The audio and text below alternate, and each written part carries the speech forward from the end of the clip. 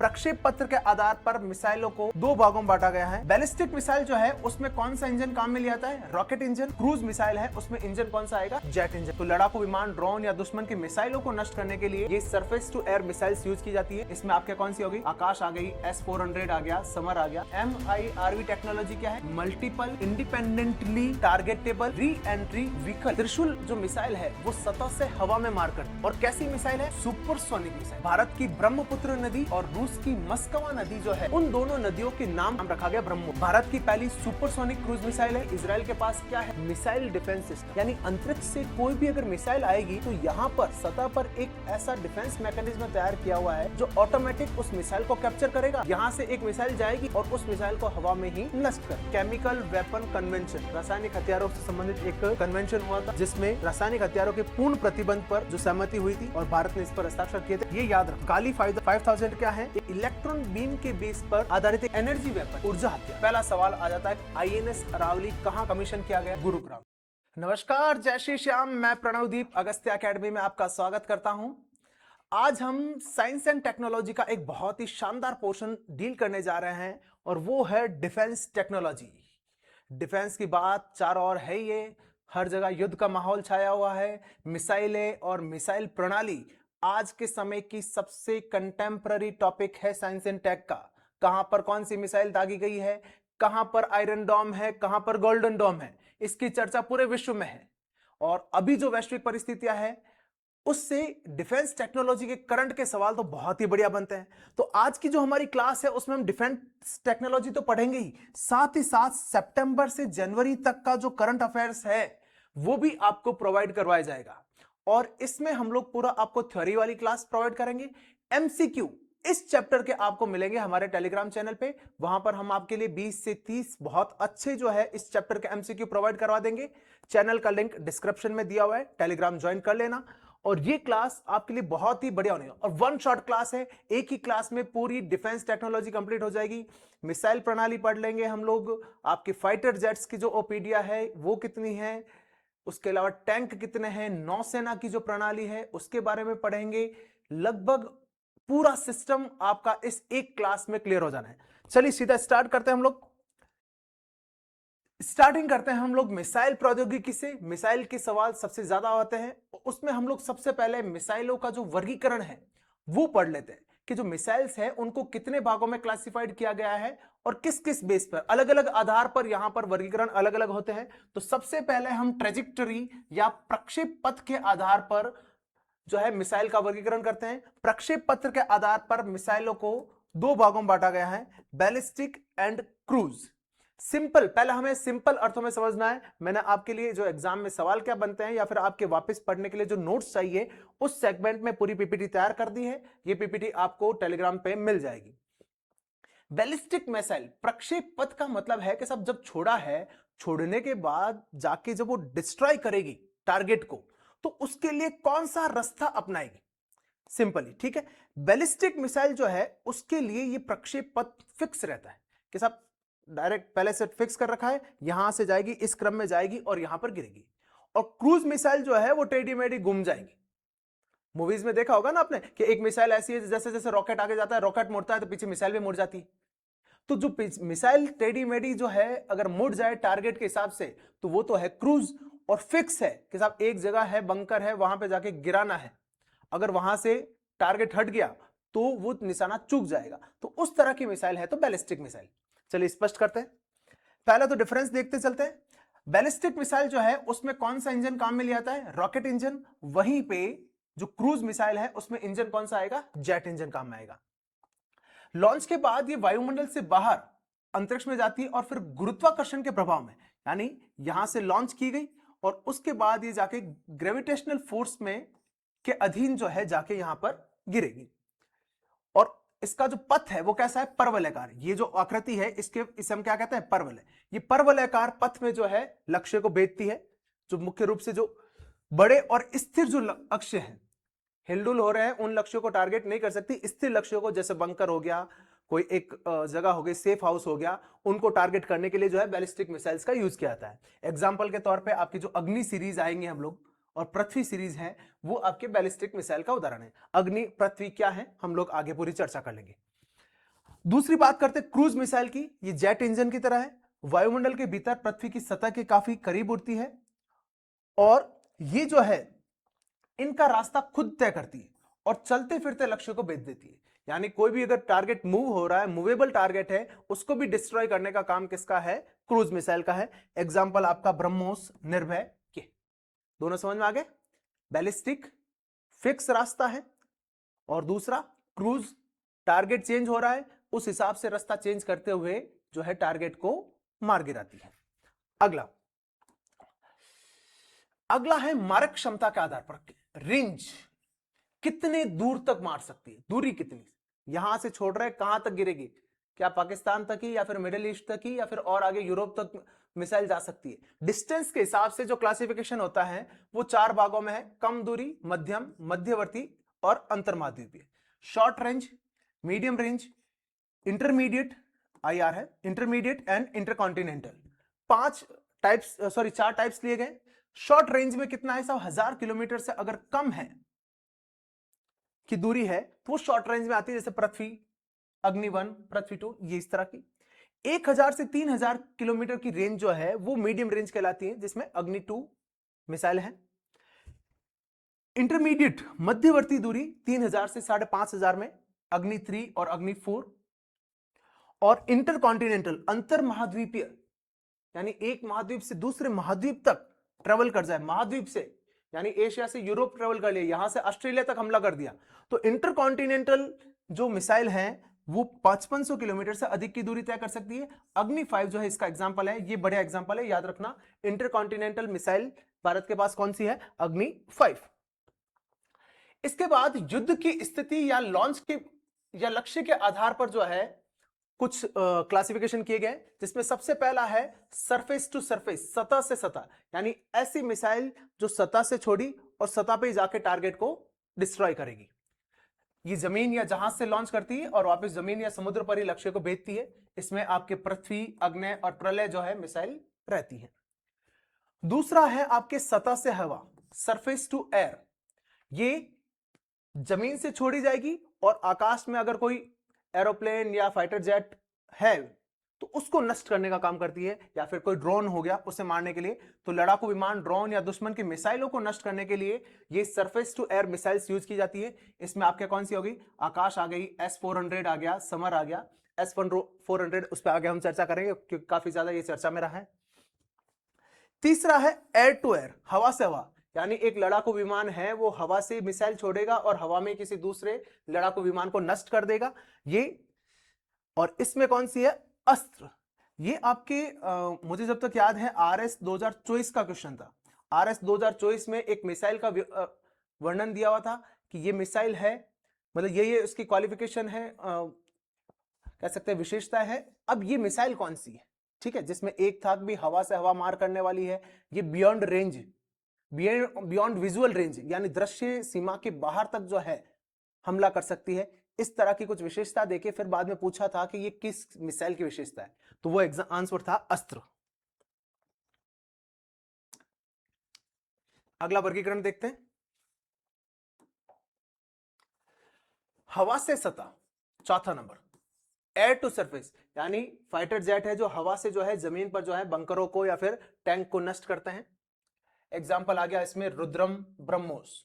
ब्रह्मोस का हवा संसार, ब्रह्मोस का एक संस्करण ऐसा है जो सतह से हवा को मारता है और एक संस्करण ऐसा है जो हवा से सतह पर मार करता है। नंबर 5, एंटी टैंक मिसाइल, यानी इनका काम ही है कि टैंक को नष्ट कर दिया या फिर बहुत स्ट्रॉन्ग सेफ हाउस है, बख्तरबंद जगह जो है, स्ट्रॉन्ग सेफ हाउस है, उनको नष्ट करने का काम करते हैं। नाग, हेलिना इनके एग्जाम्पल हैं। नंबर 6 ले सकते हैं हम, पनडुब्बी से लॉन्च होने वाली, या आपकी जो के सीरीज वाली जितनी भी आपको मिसाइल्स मिलेगी, के सीरीज वाली मिसाइल जो है आपके पनडुब्बी से लॉन्च होने वाली है। और पनडुब्बी में पानी के अंदर से लॉन्च होती है, जमीन या समुद्र दोनों जगह पर यह हमला कर सकती है। गति के आधार पर, गति के आधार पर 3 वर्गीकरण है। Number 1 subsonic, number 2 supersonic, number 3 hypersonic.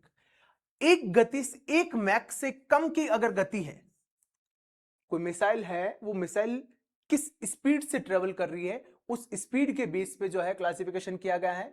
3 है एक तो हो गया आपका सबसोनिक, दूसरा सुपरसोनिक और तीसरा हो गया हाइपरसोनिक। 1 मैक से कम की स्पीड है वो सबसोनिक है, 1 से 5 मैक है वो सुपरसोनिक, और 5 मैक से अधिक की जो गति है वो क्या होती है, हाइपरसोनिक होती है। एग्जांपल याद रखना, ये बहुत जरूरी है। निर्भया जो है आपकी सबसोनिक आती है, ब्रह्मोस सुपरसोनिक में है, और शौर्य और ब्रह्मोस का जो लेटेस्ट वर्जन जो है ब्रह्मोस 2, वो आपके हाइपरसोनिक कैटेगरी में आ रहा है। ठीक, इसके अलावा भी एक वर्गीकरण है, वो भी मैं बता देता हूं।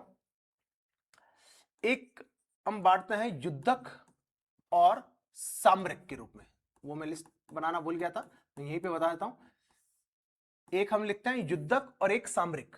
युद्धक का मतलब है जो युद्ध में काम में ली जाती है, जब लड़ाई हो रही है, जैसा अभी ऑपरेशन सिंदूर हुआ था, तो ऑपरेशन सिंदूर में पाकिस्तान पर दागने के लिए काम में ली थी, तो युद्ध में काम में ली जाएगी, जैसे ब्रह्मोस।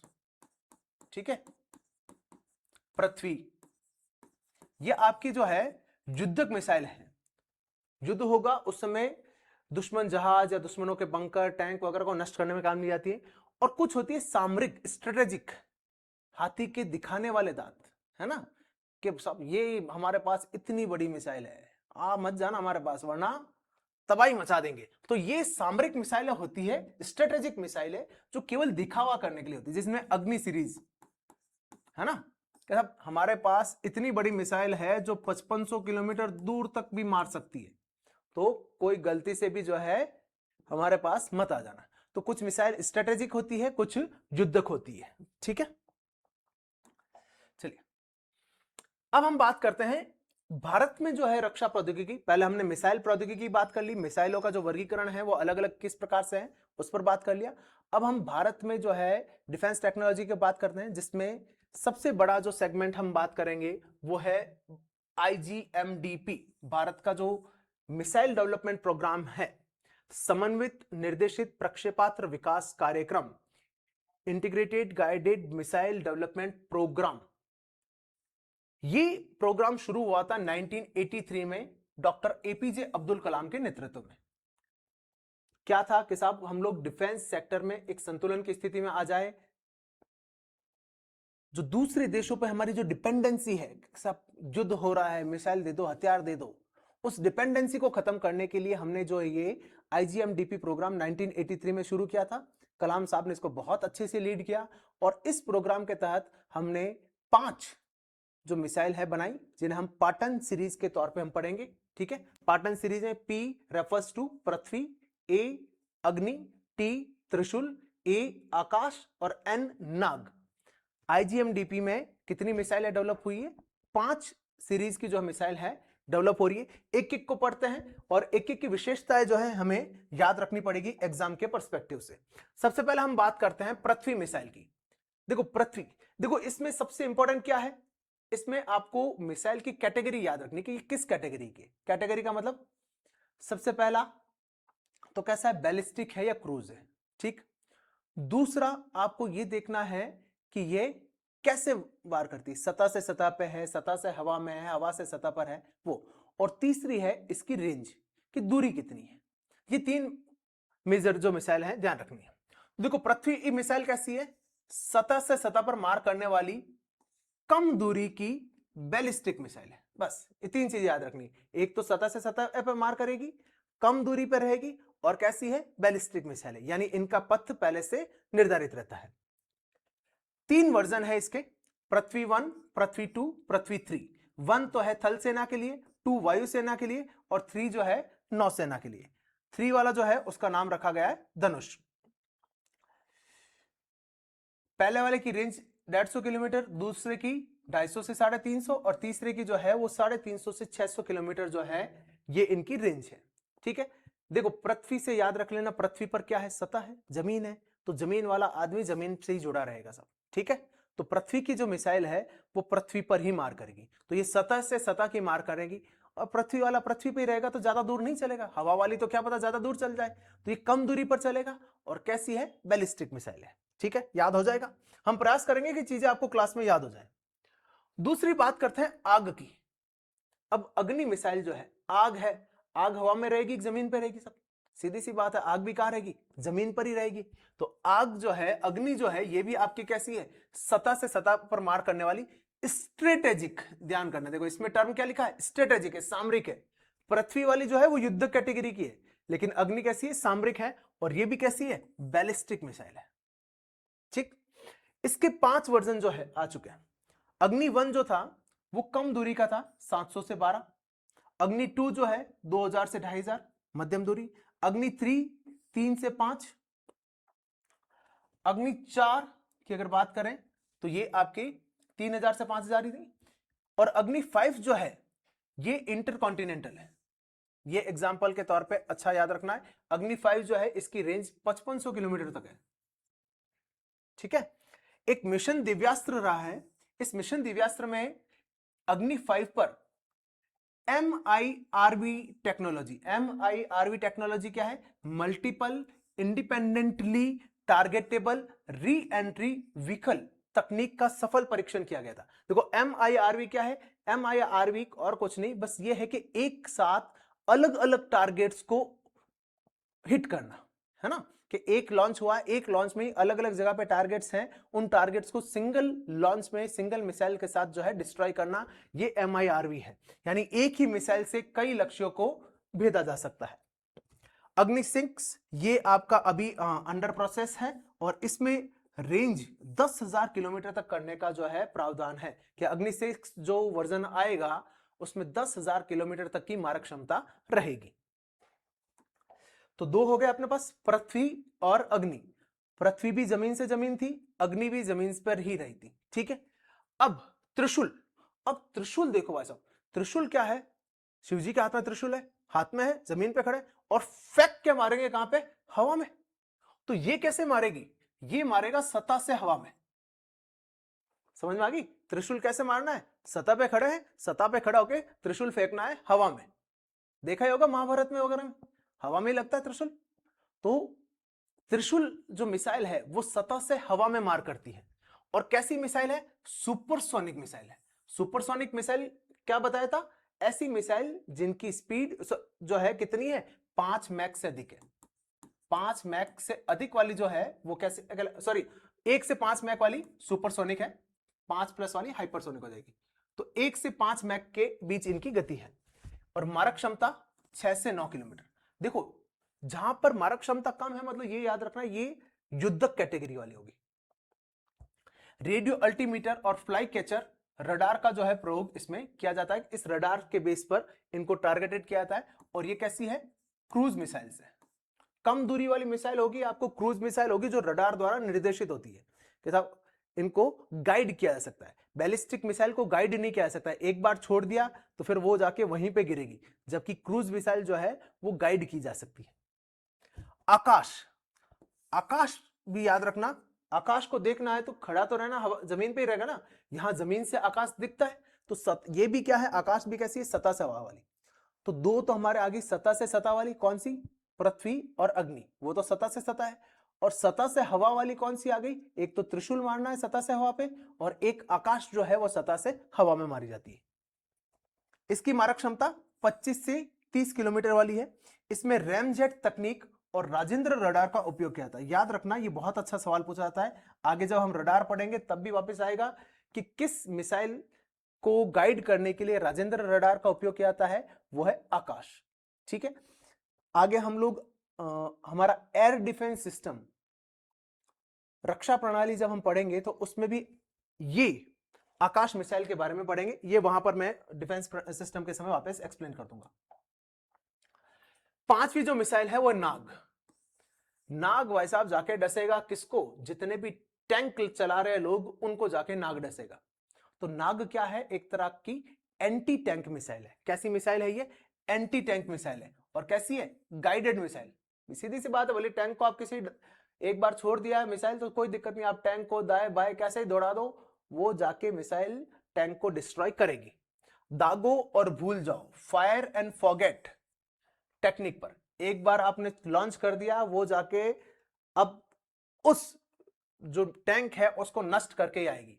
और इसके लिए किस तकनीक का उपयोग करती है ये, इंफ्रारेड इमेजिंग टेक्निक जो है वो यूज करती है। इस कारण से रात में भी जो है ये इफेक्टिव रहती है।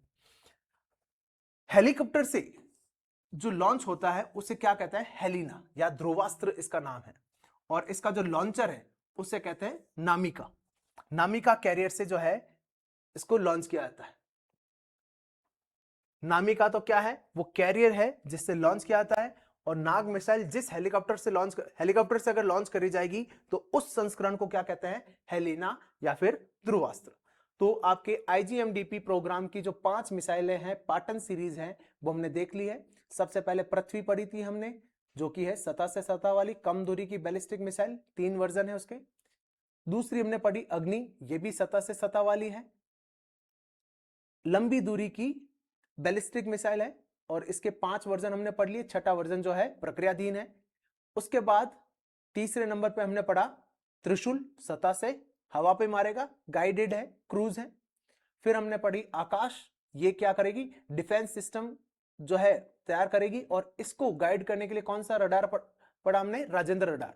और 5वीं जो मिसाइल है वो है आपकी नाग मिसाइल, जो कि एक एंटी टैंक मिसाइल है, फायर एंड फॉरगेट तकनीक पर आधारित। ठीक है, अब हम भारत में जो और मिसाइल्स निर्मित है या फिर किसी अन्य देश से ली गई है जहां से सवाल बन सकते हैं, उन मिसाइल्स के बारे में एक बार पढ़ लेते हैं। सबसे पहले ब्रह्मोस। 2 देश जो है भारत और रूस, इन दोनों का एक संयुक्त उपक्रम है ये। भारत की ब्रह्मपुत्र नदी और रूस की मस्कवा नदी जो है, उन दोनों नदियों के नाम पर जो है इसका नाम रखा गया ब्रह्मोस, ब्रह्मोस। ठीक है, भारत की पहली सुपरसोनिक क्रूज मिसाइल है, और इसका जो एडवांस वर्जन आने वाला है वो हाइपरसोनिक मिसाइल होने वाली है। ये परमाणु हथियार ले जाने में भी सक्षम है। निर्भय लंबी दूरी की है और सबसोनिक क्रूज मिसाइल है, परमाणु युद्धास्त्र ले जा सकती है। परमाणु युद्धास्त्र ले जाने वाली 2 मिसाइल है, बड़ी नाम याद रखना, निर्भय और ब्रह्मास्त्र। शौर्य सतह से सतह पर मार करने वाली, हाइपरसोनिक, हाइपरसोनिक यानी 5 मैक से ज्यादा की जो है गति, 7.5 मैक इसकी गति है। के सीरीज, कलाम सीरीज। के सीरीज जब भी आए तो ध्यान रख लेना, ये पनडुब्बी से लॉन्च होती है ना। के सीरीज, के refers to Kalam.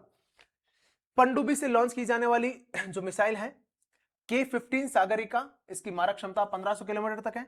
K-4, K-5 और K-6 ये भी जो है आपके पनडुब्बी से लॉन्च की जाने वाली जो है सीरीज है। अस्त्र, ये सवाल आ चुका है, मैं बात कर चुका हूं RS 2024 में।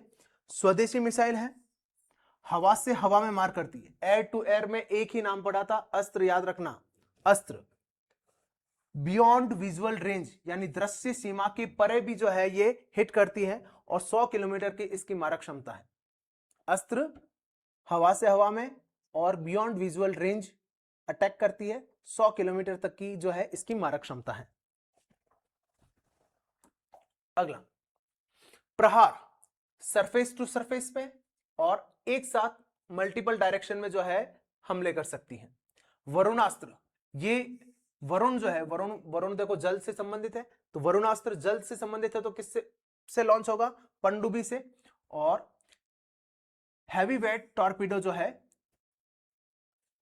ये एक तरह का जो उससे प्रक्षेपित किया जा सकता है। रुद्रम, भारत की पहली स्वदेशी विकिरण रोधी मिसाइल। ये भाई साहब बहुत बढ़िया सवाल है, जो भी थोड़ा सा अलग आता है उसको देख लो आप। रुद्रम क्या करती है, एंटी रेडिएशन मिसाइल, यानी इसको ऐसे समझिए कि जैसे मान लीजिए हमारा फाइटर जेट जो है पाकिस्तान की सीमा में घुसता है, और वहां से कोई रडार जो है हमारे फाइटर जेट को कैप्चर करना चाह रहा है, तो रडार क्या करता है, रेडिएशन रिलीज करता है और वापस उन्हें ऑब्जर्व करता है। तो ये मिसाइल क्या करेगी, ये मिसाइल जाके सीधा उन रडार्स को जो है टारगेट करेगी। आसपास जो भी रडार हमारे फाइटर जेट को ऑब्जर्व करना चाह रहा है, कैप्चर करना चाह रहा है, उसको हिट कर देगी। उससे हमारे फाइटर जेट्स का अब जो रास्ता है वो साफ हो जाता है। तो ये एक तरह की एंटी रेडिएशन मिसाइल है, कौन सी, रुद्रम 1। बराक 8, बराक का याद रखना, बराक किसके द्वारा निर्मित है, भारत और इजराइल। देखो एक हमने अभी पढ़ी थी ब्रह्मोस, भारत और रूस, और एक है बराक, भारत और इजराइल। ठीक है, अलग अलग देशों का जो कॉम्बिनेशन आता है वो आपको अच्छे से याद कर लेना है। चलिए, ये अलग अलग मिसाइल्स हो गई। अब आगे बढ़ते हैं। अब हम बात करते हैं मिसाइल डिफेंस सिस्टम, मिसाइल रक्षा प्रणाली। अब इसको आप सिंपली मैं समझता हूं अभी के समय आप सभी ने बहुत ज्यादा चर्चा में एक चीज सुनी होगी, S-400 आयरन डोम, या फिर जो इजराइल वाला जो युद्ध हो रहा है, इजराइल ईरान वाला युद्ध, कि इजराइल ने ईरान पर 400 मिसाइलें दागी, ईरान ने वापस उधर से 100 मिसाइल दागी। अब इजराइल वाली जो मिसाइलें हैं वो तो ईरान में जाके तबाही मचा रही है, पर ईरान वाली जो मिसाइलें हैं वो इजराइल में कहीं गिर नहीं रही है। इजराइल क्या कर रहा है, उनको हवा में ही नष्ट कर देता है। तो हवा में नष्ट कैसे कर पा रहा है, वो इस कारण से, क्यों, क्योंकि इजराइल के पास क्या है, मिसाइल डिफेंस सिस्टम, यानी अंतरिक्ष से कोई भी अगर मिसाइल आएगी तो यहां पर सतह पर एक ऐसा डिफेंस मैकेनिज्म तैयार किया हुआ है जो ऑटोमेटिक उस मिसाइल को कैप्चर करेगा। यहां से एक मिसाइल जाएगी और उस मिसाइल को हवा में ही नष्ट कर देगी। सिंपल। तो ये है आपका मिसाइल डिफेंस सिस्टम, और भारत के पास भी ये तकनीक उपलब्ध है। ऑपरेशन सिंदूर में इसका बहुत अच्छे से जो है भारत ने यूज किया है और उससे बहुत ज्यादा जो है जानें बचाई गई है। भारत में जो मिसाइल रक्षा प्रणाली है, ऐसा प्राप्त करने वाला भारत जो है चौथा देश है। इससे पहले कौन कौन ले चुका है, ये अमेरिका के पास है, रूस के पास है, इजराइल के पास है, और चौथा भारत के पास है। भारत के पास जो एयर डिफेंस सिस्टम है उसे नाम दिया गया पृथ्वी एयर डिफेंस, पैड। ये दो लेयर पर है, एक तो है पैड और दूसरा है एड, डबल एड, PAD और डबल AD। एक तो पृथ्वी एयर डिफेंस और दूसरा एडवांस एयर डिफेंस। पृथ्वी एयर डिफेंस को नाम दिया गया प्रद्युमन तंत्र और एडवांस एयर डिफेंस को नाम दिया गया है अश्विन तंत्र। ये बाह्य वायुमंडल में जो मिसाइल है जो 50 से 80 किलोमीटर की ऊंचाई पर है उन्हें नष्ट करती है। यानी सिंपली जैसे मान लीजिए ये सरफेस है और कोई मिसाइल पाकिस्तान की तरफ से आई है तो उसको 50 से 80 किलोमीटर की ऊंचाई पर ही यहां से अपनी एक मिसाइल जाके नष्ट कर देगी, नीचे आने ही नहीं देगी। तो ये काम कौन करेगा, पृथ्वी एयर डिफेंस सिस्टम। लेकिन अगर गलती से ऐसा हुआ कि पृथ्वी एयर डिफेंस से कोई मिसाइल चूक गई और वो आगे आ गई, है ना, कि सारी मिसाइल नष्ट नहीं हुई और एक आध मिसाइल जो है आगे आ गई, तो ये आपका अश्विन जो है ये एक्टिव हो जाएगा। ये क्या है, आंतरिक वायुमंडल, एंडो एटमॉस्फेरिक प्रणाली। और ये यहां पे 15-20 किलोमीटर की रेंज पर भी अगर कोई मिसाइल पहुंच चुकी है तो इनको नष्ट करने का काम किसका है, अश्विन का।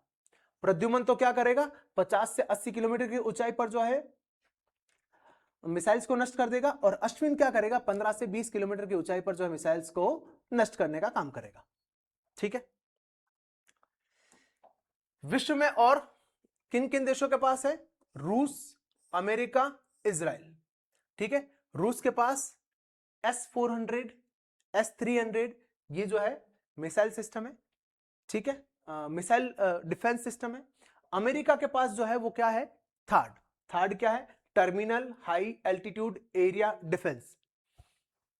RS 2021 में मेंस में क्वेश्चन पूछा गया था कि थार्ड की फुल फॉर्म बताओ, terminal high altitude area defence. और इजराइल के पास क्या है, आयरन डोम। अमेरिका अभी एक और डिफेंस सिस्टम पे काम कर रहा है जिसे हम नाम दिया है गोल्डन डोम। अभी इस पे काम जारी है, अभी उन्होंने बनाया नहीं है। ये जो मिसाइल रक्षा प्रणाली है ये बन चुकी है, तो यहां से सीधा सीधा सवाल बन सकता है। चाइना के पास ऐसा कोई मैकेनिज्म नहीं है। अब हम बात करते हैं रडार की। देखो रडार क्या है, रडार एक तरह का सिस्टम है जहां से रेडियो वेव्स उत्सर्जित की जाती है और वापस ऑब्जर्व की जाती है, और उस रेंज में कोई भी ऑब्जेक्ट है तो उस ऑब्जेक्ट को उस आधार पर जो है डिटेक्ट कर लिया जाता है। ये मेनली जो है तरंगों के परावर्तन के काम करती है। तरंगे छोड़ी जाएगी, वो किसी ऑब्जेक्ट से टकराकर जब वापस आएगी तो उसे ऑब्जर्व कर लिया जाता है। कुछ सवाल याद रखने आपको। सबसे पहला तो राजेंद्र रडार किस मिसाइल में काम में लेते हैं, आकाश में। स्वाति, ये आपके प्रद्युमन और अश्विन जो नाम हमने पढ़े थे ना, ये आकाश मिसाइल के ही वर्जन है। ठीक है, ध्यान रखना। वहां पर जो एयर डिफेंस प्रणाली है आकाश में, याद रखो क्या कौन सी मिसाइल थी, सतह से हवा पे मार करने वाली। तो ये जो आपने एयर डिफेंस प्रणाली पढ़ी है ना, ये एयर डिफेंस प्रणाली, इनमें मिसाइल कौन सी काम में ली जाती है, मेनली आकाश मिसाइल जो है जो सतह से हवा पे जाके, यहां से सतह से हवा पे जाके मिसाइलों को पहले ही नष्ट कर देगी।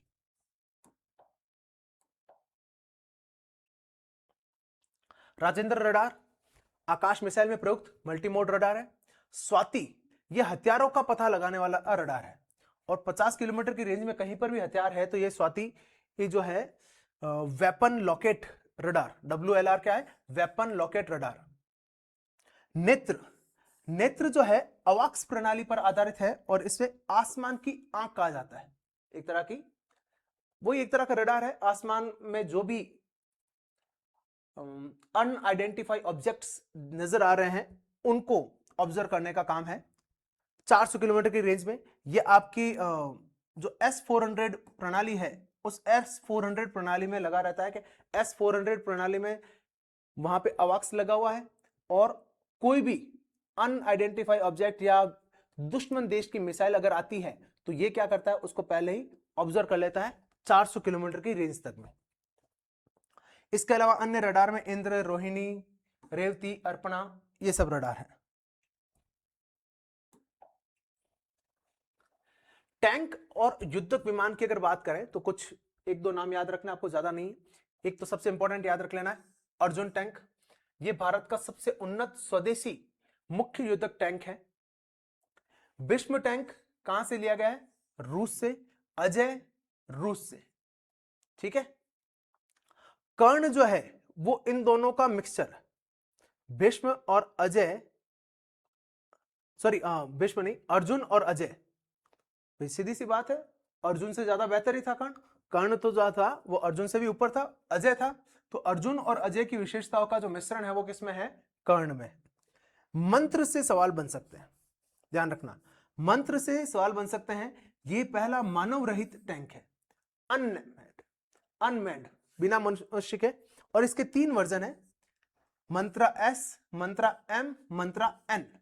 मंत्रा S रेफर्स टू सर्विलांस, यानी ये निगरानी करने का काम करता है। M माइंस, यानी सुरंगों की पहचान करता है। सुरंगों में जाके अगर कोई मान लिया ऐसी जगह जाना है सुरंगों में जहां पे आदमी क्या जाना खतरा भरा होता है, वहां पर ये मंत्रा M जाता है। और मंत्रा N रेफर्स टू न्यूक्लियर। 3 है, S सर्विलांस, M माइंस और N न्यूक्लियर। तो N क्या करता है? जो भी नाभिक की पहचान है, ऐसी कोई जगह जहां पे नाभिक की रेडिएशन हो रखी है, जहां मनुष्य का जाना हानिकारक हो सकता है, वहां पर मंत्रा N जो है कार्य करता है। और एक है दक्ष, ये रिमोट से संचालित बम निरोधक वाहन है ना। एंटी बम स्क्वाड का हिस्सा है कौन सा? दक्ष, ठीक है। तो ये सारे आपके टैंक हो गए। फिर हम बात करते हैं एयरफोर्स की।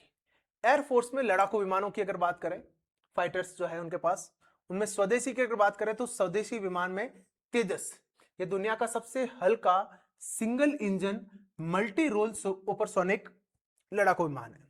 दूसरा बात करते हैं ध्रुव, तो ये एडवांस लाइट हेलीकॉप्टर है। रुद्र ध्रुव का लड़ाकू संस्करण है, नाग और अस्त्र मिसाइल से युक्त, पता था, जिसमें नामिका कैरियर जो है लगा हुआ है। विदेशी में राफेल, ये ध्यान रखना कहां से लिया गया है? फ्रांस का है और ये 4.5 जनरेशन का है। स्टिल्थ तकनीक, स्टिल्थ तकनीक का ये मतलब होता है कि जो रडार की पकड़ में ना है। स्टिल्थ का मतलब होता है अदृश्य, यानी जो अदृश्य हो जाए, गायब हो जाए, उस तरह की टेक्निक जो है राफेल में है। सुखोई 30 ये भी रूस से लिया गया है। मिराज फ्रांस से, मिग 21 रूस से, ठीक है। तो फ्रांस वाले 2 हैं, मिराज और राफेल, और रूस वाले कौन से हैं? सुखोई और मिग। अब बात करते हैं हेलीकॉप्टर की। यहां पर भी देखो मैंने हेलीकॉप्टर की जो विशेषता है वो लिख दी है, क्योंकि ये जनरली ये कंटेंट मैंने देखा है कि बुक्स वगैरह नोट्स में आपको आसानी से मिलता नहीं है, तो ये आपको पढ़ने के लिए आसानी रहेगी। आपको मेनली यहां पर भी याद यही रखना है कि कौन सा हेलीकॉप्टर किस देश से लिया गया है। AH-643 अपाचे, अपाचे बाइक लेके अपन कहां जाएंगे? अमेरिका जाएंगे घूमने। अपाचे और चिनुक दोनों कहां से लिए गए हैं? अमेरिका से, याद रखना। अपाचे और चिनुक दोनों कैसे हैं? अमेरिका। अपाचे जो है वो तो लड़ाकू हेलीकॉप्टर है, और चिनुक जो है भारी परिवहन, हैवी लिफ्ट, जो बड़ा एक बहुत बड़ा हेलीकॉप्टर देखते हैं ना जिसके अंदर बहुत सारा सामान लोड करके ले जाते हैं, है ना, तो वो क्या है? चिनुक है। Mi-17VR, Mi-17V5 ये किससे लिया गया है? रशिया से लिया गया है। ये मल्टी मोड पे यूज होता है। ये वायुसेना का वर्क होर्स है, क्योंकि सबसे ज्यादा जो यूज है, जो राहत सामग्री पहुंचाना, परिवहन के लिए या और वीवीआईपी उड़ानों के लिए जो है इसका उपयोग किया जाता है। HAL प्रचंड, देखो 3 है, प्रचंड, ध्रुव, रुद्र। LCH ALH ALH ठीक है। हिंदुस्तान एरोनॉटिक्स लिमिटेड HAL है ये। प्रचंड, ध्रुव और रुद्र सारे स्वदेशी हैं। ये लड़ाकू विमान है, ये मल्टी यूजेस में आ रहा है और ये सशस्त्र आर्म्ड जो है यूटिलिटरी के काम में आ रहा है। MI-35 ये किससे लिया गया है? MI रूस से, और चीता जो है वो किससे लिया गया है? फ्रांस से।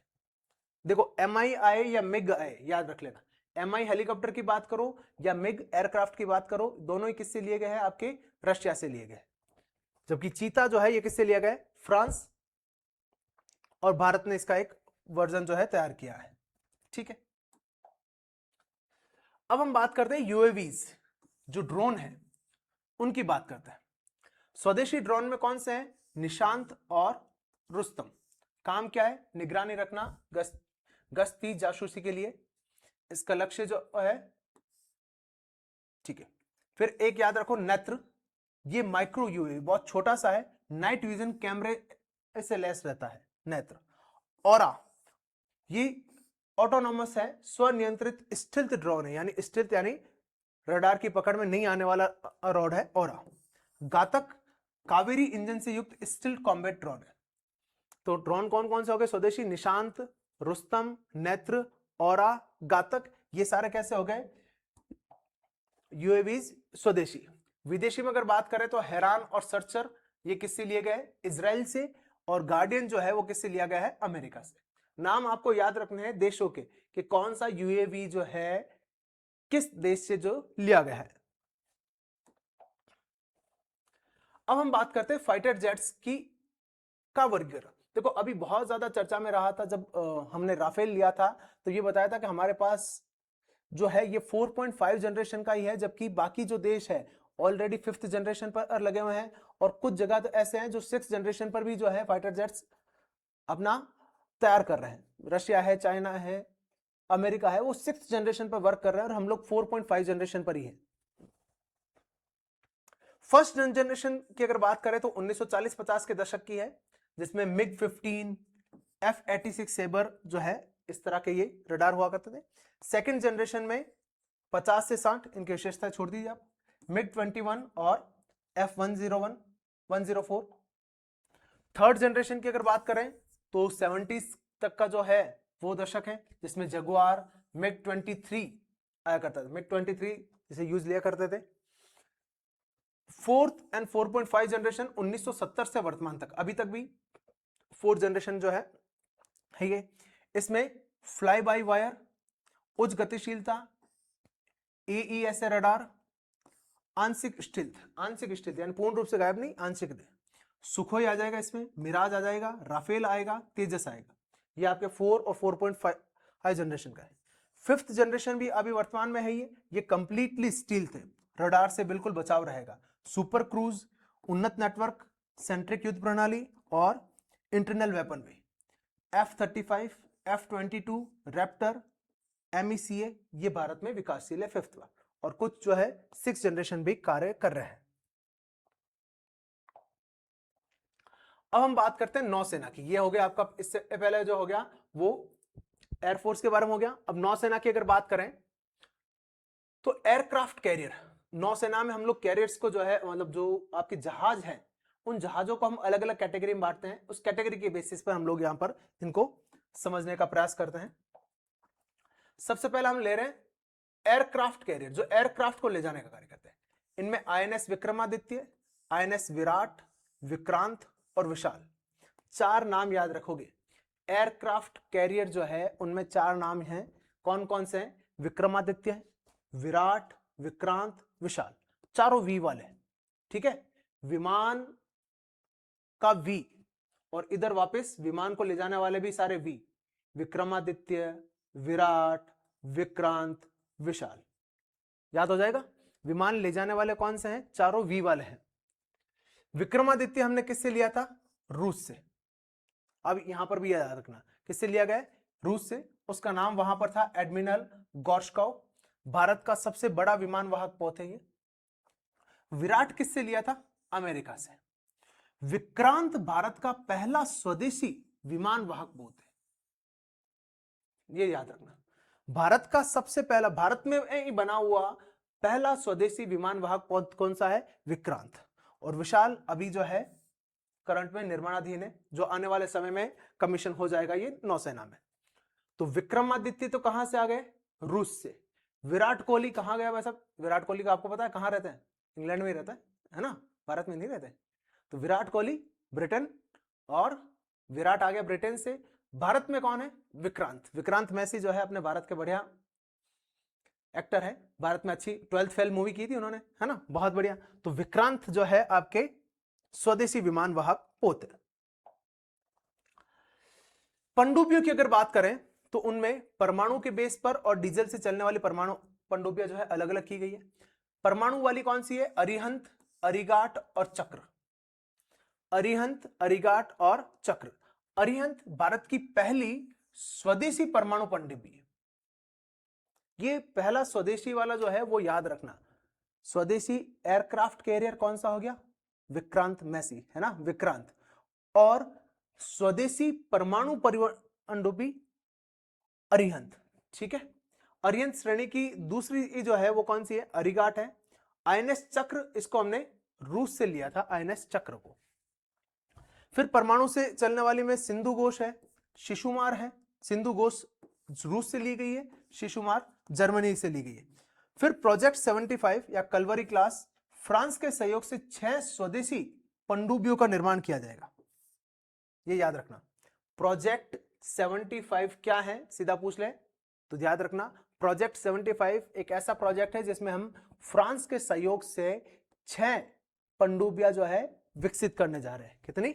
6 पनडुब्बियां जो है स्वदेश में विकसित करने जा रहे हैं। और इसकी पहली जो नाम आएगी वो कौन सा आएगा? कलवरी सीरीज। अब ये तो हो गए आपके पनडुब्बियां। अब हम बात करते हैं युद्धपोत, लड़ने वाले जहाज। लड़ने वाले जहाजों को भी अलग अलग कैटेगरी में बांटा गया है। सबसे पहले है विध्वंसक, डिस्ट्रॉयर। डिस्ट्रॉयर में आपके कोलकाता जितनी सीरीज जो है वो आती है। ये प्रोजेक्ट 15B के तहत बनाई गई है।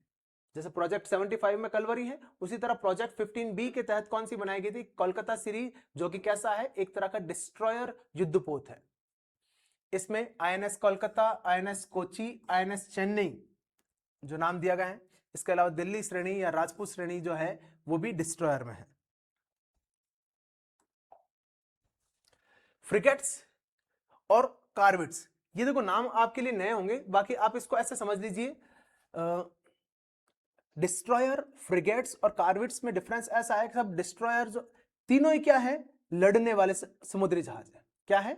चाहे डिस्ट्रॉयर की बात करें, फ्रिगेट्स की बात करें या आपके कार्वेट्स की बात करें, तीनों ही लड़ने वाले जहाज है। डिस्ट्रॉयर बड़े होते हैं, फ्रिगेट्स थोड़े छोटे होते हैं और तेजी से इधर मूव कर सकते हैं, और कार्वेट्स और छोटे होती है और बहुत जल्दी सर्विलांस करती है, बहुत ज्यादा जल्दी चक्कर लगाती है, और इनमें लड़ाई करने की क्षमता भी रहती है।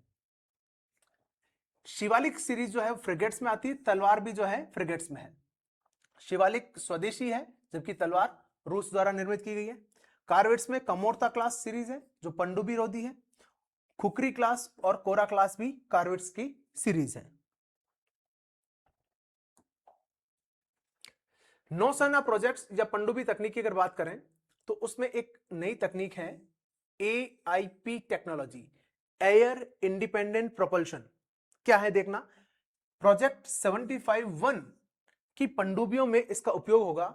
यह पनडुब्बियों को बैटरी चार्ज करने के लिए सतह पर आए बिना हफ्तों तक पानी में रहने की क्षमता देता है। यानी पनडुब्बियों को क्या होता है, बार बार सतह पर आना पड़ता है क्योंकि वो बैटरी से चलती है। तो ये EIP तकनीक जो है, एयर इंडिपेंडेंट प्रोपल्शन, ये पानी के अंदर ही जो है बैटरियां चार्ज कर देगी। तो बार बार पनडुब्बियों को सतह पर नहीं आना पड़ेगा और वो पानी के अंदर लंबे समय तक रहकर सर्विलांस कर सकती है, देश की जो है सुरक्षा कर सकती है। न्यूक्लियर ट्राइड, हवा, जमीन और पानी। ट्राइड यानी तीनों का समन्वय। हवा, जमीन और पानी, तीनों जगह से परमाणु हमला करने की जो क्षमता है वो न्यूक्लियर ट्राइड है। और भारत की जो INS अरिहंत और अरिघाट पनडुब्बी जो है उनमें न्यूक्लियर ट्राइड की जो है फैसिलिटी डेवलप करने का प्रयास किया जा रहा है। प्रोजेक्ट 28, प्रोजेक्ट 28 क्या है? Kamorta class anti submarine corvette जिसमें वजन कम करने के लिए कार्बन कंपोजिट का उपयोग हुआ है, आईएनएस कवती, कदमत और किल्टन, ये प्रोजेक्ट 28 के तहत बनाई जाएगी। प्रोजेक्ट 17-1 ये किसके लिए है? फ्रिगेट्स के लिए। इसमें नीलगिरी, उदयगिरी, हिमगिरी, तारागिरी, महेंद्रगिरी, दूनागिरी, विंध्यगिरी, ये सारे जहाज है जो प्रोजेक्ट 71 ए के तहत बनाए जाएंगे। प्रोजेक्ट 15 बी में डिस्ट्रॉयर बनाए जाएंगे, कौन से? INS Visakhapatnam, INS Mormugao, INS Imphal और आईएनएस सूरत, ये प्रोजेक्ट 15 बी के तौर पर। कुछ विशेष पोत है जिनसे सवाल बन सकते हैं। सबसे पहला याद रखेंगे आईएनएस अस्त्रधारिणी, ये टॉर्पीडो लॉन्च और रिकवरी पोत है। रिकवरी कहीं पे वापस कोई एक तरह से कह सकते हो कहीं पे जाके वापस टूट फूट हो गई है, कहीं पे कोई डिस्ट्रॉय हो चुका है, तो वहां पर जाकर उन्हें रिकवर करना। आईएनएस तारिणी, ये बहुत ज्यादा चर्चा में रहा था, ये याद रखना सवाल। आईएनएस तारिणी ये सेलिंग पोत है, नाविक जहाज है।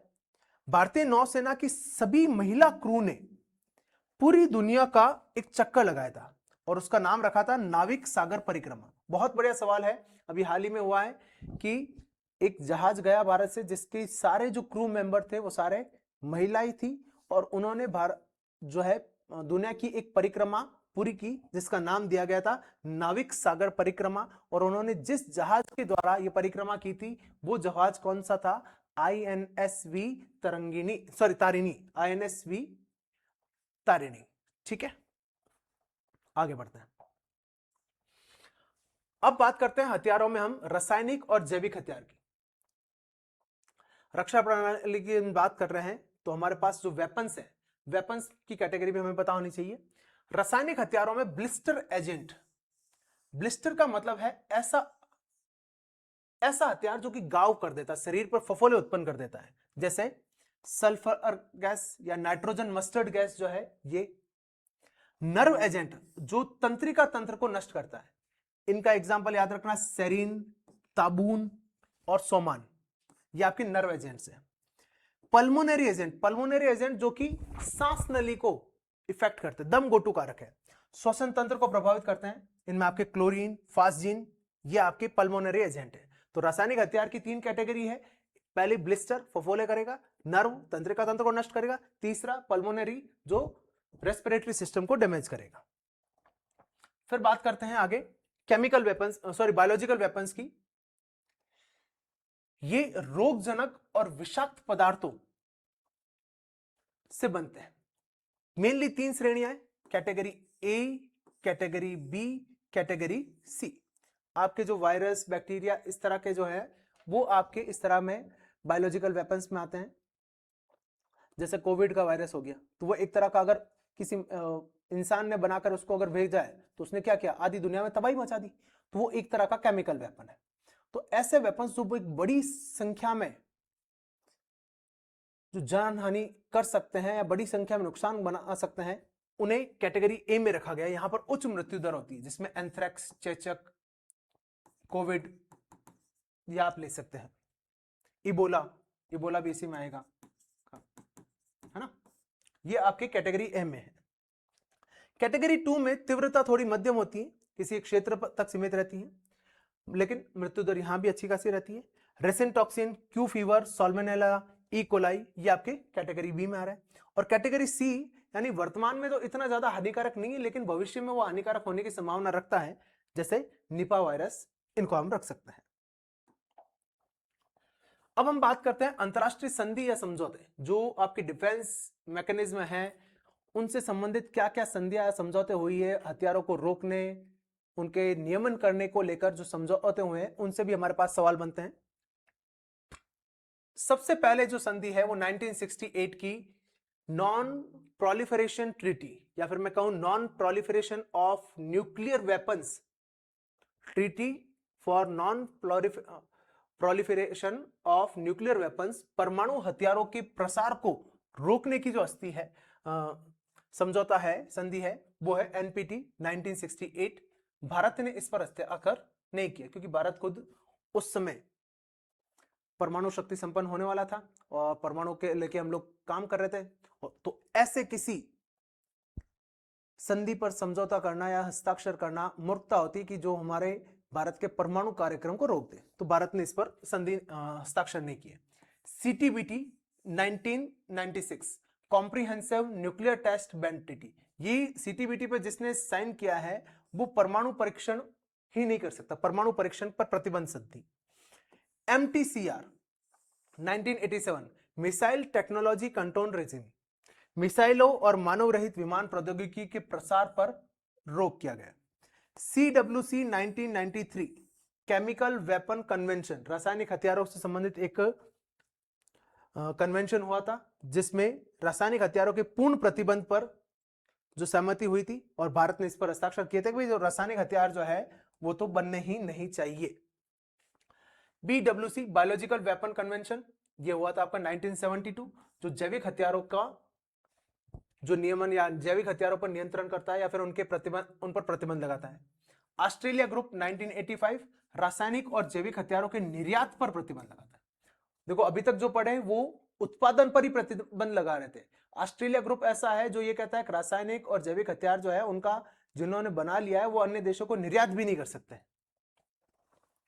वासेनार 1996 ये पारंपरिक हथियारों और उनके दोहरे उपयोग वाली जो वस्तुएं या तकनीकों के निर्यात नियंत्रण से संबंधित है, यानी पारंपरिक हथियार हैं उनका भी आप निर्यात ना करें। कॉमकॉस समझौता, कॉमकॉस समझौता ये मेनली भारत और अमेरिका के बीच हुआ है। इसमें भारत को अमेरिका से उच्च स्तरीय सुरक्षित संचार उपकरण और खुफिया जानकारी प्राप्त होने की सुविधा। अब इसके अलावा कुछ ऐसे पॉइंट थे जहां से सवाल मैं समझता हूं डायरेक्ट आपको पूछे जा सकते हैं। इनमें कौन कौन से हैं? सबसे पहला याद रखना मिशन शक्ति 2019 में डीआरडीओ और इसरो का लॉन्च किया गया है। ये कैसा है? ASAT anti satellite missile technology, यानी एक कोई ऐसी मिसाइल है जिसने अपना टाइम पीरियड पूरा कर लिया है, अब वो अंतरिक्ष में क्या है, एक कचरे के रूप में उपस्थित है। तो ऐसी मिसाइलों को अगर नष्ट कर दिया जाए तो अंतरिक्षीय कचरे से निजात पाया जा सकता है। तो मिशन शक्ति यही करता है कि अंतरिक्ष में ऐसी मिसाइलें जो कि अब यूजफुल नहीं रही है उनको ऐसे उपग्रह जो यूजफुल नहीं रहे हैं उन्हें मिसाइलों के द्वारा टारगेट करके नष्ट कर दिया जाता है। भारत ये टेक्नोलॉजी बनाने वाला विश्व का चौथा देश है।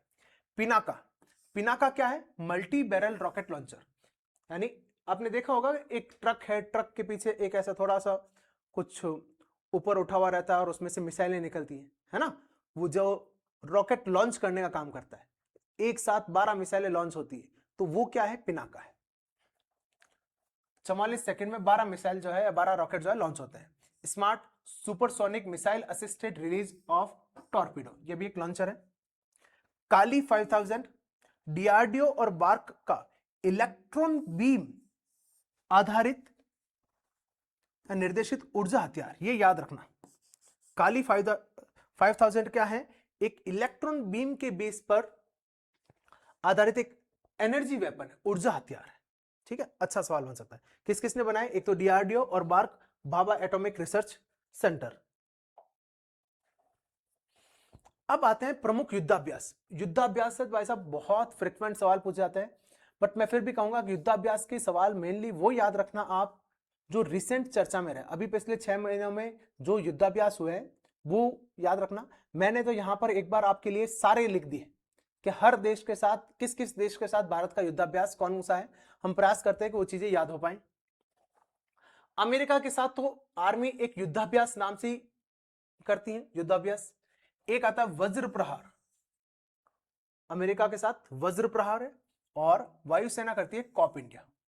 ठीक, वज्र प्रहार, वज्र जैसा प्रहार कौन करेगा? जिसके पास सबसे ज्यादा हथियार है, अमेरिका। ठीक, फ्रांस, फ्रांस करेगा शक्ति थल सेना, नौसेना करेगा वरुण, और वायु गरुड़। ठीक है, गरुड़ तो हवा में उड़ जाएगा, वरुण पानी है, और ये वरुण और गरुड़ कहां जाएंगे? फ्रांस जाएंगे। ठीक, रूस, रूस में इंद्र। रूस देखो हमेशा का साथी है, हमेशा का साथी कौन है? इंद्र। ठीक है, जो आपको स्वर्गलोक में ले जाएगा। तो स्वर्गलोक में ले जाने के लिए हमें कहां चाहिए? रूस जाना है। ठीक है, वहां पर इंद्र अभ्यास होंगे। ठीक है, तो इंद्र रूस। वरुण और गरुड़ कहां हो जाएंगे? गरुड़ लेके फ्रांस जाना है, गरुड़ पे बैठ के फ्रांस में उड़ेंगे हम लोग। ब्रिटेन, ब्रिटेन देखो अजय वॉरियर था, एक लंबे समय तक पूरे विश्व पे राज किया था, तो अजय वॉरियर कौन रहा है? ब्रिटेन। कोंकण, कोंकण वाले तट से ही ब्रिटिश लोग जो है वापस रवाना हुए थे, और इंद्रधनुष भी ब्रिटेन का हो गया, ठीक है, रेनबो वाला इंद्रधनुष जो है ब्रिटेन। जापान, धर्म गार्डियन, देखो धर्म की बात कौन करेगा? जो सबसे ज्यादा साफ सफाई रख रहा है, साफ सफाई के कहां पर है? जापानी लोग, ठीक है, तो धर्म गार्डियन ये याद रखना। जिमैक्स, देखो इसमें नाम से ही पता है, J for Japan, I for India, ये इस तरह से नाम जो आता है ना, ठीक है। Max, max refers to military exercise, और आगे वाले दो नाम जो है देशों को रेफर करता है, जापान, इंडिया, मिलिट्री एक्सरसाइज। फिर एयरफोर्स में शिन्यू मैत्री, शिन्यू, शिन्यू देखो नाम भी पता चल रहा है, इसका कोई जापानी नाम है।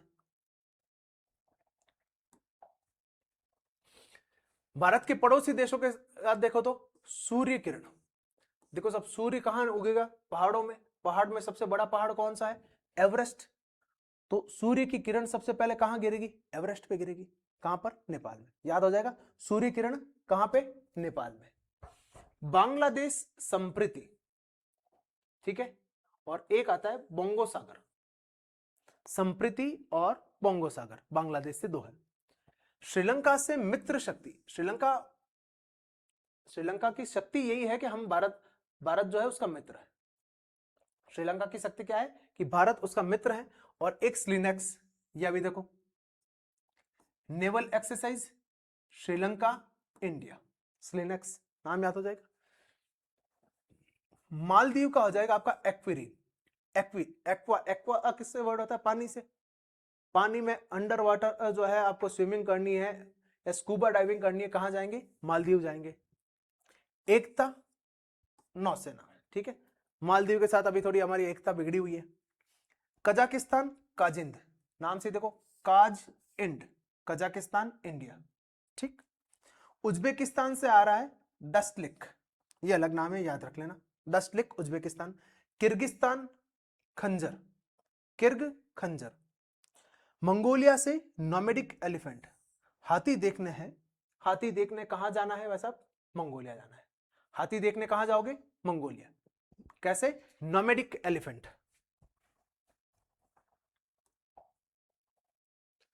साउथ ईस्ट में अगर हम बात करें, देखो सिंगापुर, ये तो नाम से पता चल रहा है, देखो सिम्बैक्स है ना, ये सिंगापुर इंडिया मिलिट्री एक्सरसाइज हो गया।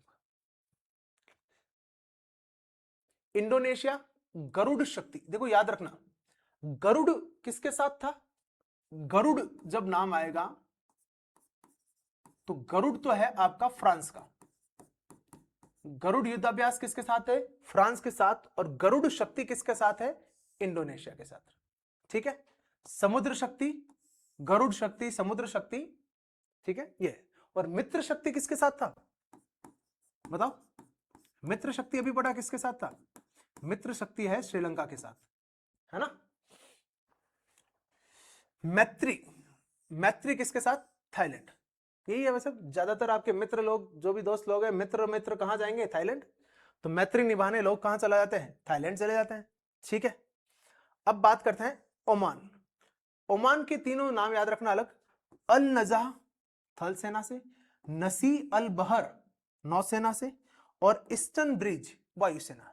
देखो अल नजह, नसीम अल बहार और ईस्टर्न ब्रिज, ये जो तीनों हैं आपके ओमान के हैं। सेशल्स के साथ आता है हमारा लामीतीय, सेशल्स के साथ कौन सा आ जाएगा? लामीतीय। और ऑस्ट्रेलिया से ऑस्ट्रहिंद, ऑस्ट्रहिंद या ओसिंडेक्स, दोनों इसमें तो ऑस्ट्रेलिया वालों में तो दोनों नाम पता ही। तो मेरे को लगता है जितने भी आपकी युद्धाभ्यास हो सकते हैं वो आपको याद हो जाएंगे, मेरे ख्याल से लिंक से जो चीजें हमने पढ़ी है वो आसानी से याद हो जानी चाहिए। तो ये आपका डिफेंस टेक्नोलॉजी वाला जो सेगमेंट है ये पूरा हो गया, कि टेक्नोलॉजी में आपकी मिसाइल प्रौद्योगिकी हमने पढ़ ली, रॉकेट्स पढ़ लिए, नौसेना के जहाज पढ़ लिए, आपके ड्रोन्स कौन कौन से हैं वो पढ़ लिए, ठीक है। तो लगभग सारा जो सेगमेंट है पूरा पढ़ लिया है। एक बार आपको इसको वापस रिवाइज करना है, पीपीटी या ये जो पीडीएफ है आपको टेलीग्राम पर मिल ही जाएगी, लिंक डिस्क्रिप्शन में है। अब हम ले रहे हैं सितंबर से लेकर जनवरी तक का करंट अफेयर्स, जिसमें डिफेंस के जो सवाल थे वो देखेंगे डेट वाइज। तो सबसे पहले हम बात करते हैं 12 सितंबर 2022-25 की, कि समुद्री क्षेत्र जागरूकता बढ़ाने के लिए गुरुग्राम में नवीनतम नौसैनिक बेस आईएनएस अरावली कमीशन किया गया। चलो पहला सवाल आ जाता है, आईएनएस अरावली कहां कमीशन किया गया है? गुरुग्राम में। क्यों किया गया है? समुद्री क्षेत्र जागरूकता बढ़ाने के लिए। ठीक है, कब किया गया है? सितंबर 2025। 13 सितंबर 2025 परमाणु रोधी युद्धपोत आंद्रोथ भारतीय नौसेना को सौंपा गया। 6 अक्टूबर को कमीशन, ये डेट भी लिखी गई है। आंद्रोथ, आंद्रोथ जो है आंध्र रशेल वाला आंद्रोथ, ये कमीशन हुआ है, कब हुआ है? अक्टूबर में। और कैसा है? पनडुब्बी रोधी है ना, कि पनडुब्बी को नष्ट करने वाला है। 16 सितंबर 2025 गोताखोरी अभियान के लिए एक पहला स्वदेशी डाइविंग सपोर्ट क्राफ्ट DSCA-20 नौसेना को सौंपा गया। पूछ लेते सवाल के DSCA-20 क्या है? पहला स्वदेशी डाइविंग सपोर्ट क्राफ्ट, डाइविंग को सपोर्ट करने वाला एक क्राफ्ट सिस्टम तैयार किया गया जिसका नाम रखा गया है DSCA-20। सितंबर 2025 60% स्वदेशी सामग्री से निर्मित तीव्र गश्ती पोत ICGS अदम्य तट रक्षक बल में शामिल। ये कैसा है? ICGS अदम्य क्या है? गश्ती पोत, यानी घूम फिर के निगरानी करने वाला। सितंबर 24 में डीआरडीओ ने रेल आधारित मोबाइल लॉन्चर से अग्नि प्राइम मिसाइल का सफल परीक्षण किया गया। यानी एक ट्रेन के ऊपर लॉन्चर था, उस ट्रेन को चलाते हुए ही वहां से ऊपर से क्या किया गया? अग्नि प्राइम को लॉन्च किया था। ये हो गया आपके सितंबर का डिफेंस का करंट अफेयर्स। अब बात करते हैं अक्टूबर का। गश्तीपोत ICGS अक्षर कमीशन के, उसमें था अदम्य, ये हो गया अक्षर। अक्टूबर 25 में पनडुब्बी रोधी पोत ASWC मगदाला का जलावरण। मगदाला भी क्या है? परमाणु रोधी है। अक्टूबर 2025 anti submarine warfare craft INS माहे नौसेना को सौंपा गया। INS माहे एंटी सबमरीन है। तटरक्षक बल के लिए उन्नत गश्ती पोल ICGS अजीत और ICGS अपराजित का अजलावरण। तो गश्ती पोतों में 4 नाम आ गए, अदम्य, अक्षर, अजीत और अपराजित, सब में अ नाम आ रहा है। ठीक है, जो गश्त करने वाले हैं। और विमान वाहक वाले जो थे जिनमें सब में वी आ रहा था, याद है? रूस ने बुरेवेस्टिनिक नामक परमाणु सक्षम क्रूज मिसाइल का सफल परीक्षण किया। बुरेवेस्टर परमाणु क्रूज मिसाइल, क्या नाम है? बुरेवेस्टिनिक, बुरेवेस्टिनिक रूस की। नवंबर 2025 अमेरिका ने अपनी 14,000 किलोमीटर रेंज, कितनी?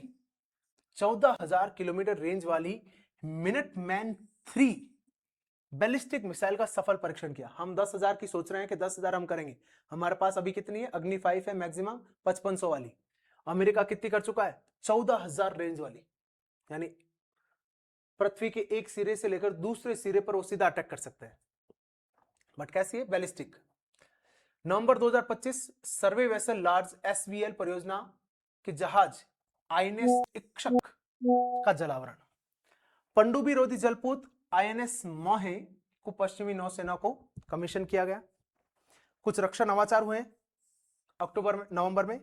प्रावेग डायनेमिक्स ने देश की पहली इलेक्ट्रिक मिलिट्री व्हीकल वीर लॉन्च किया है। यह बहुत अच्छा सवाल है।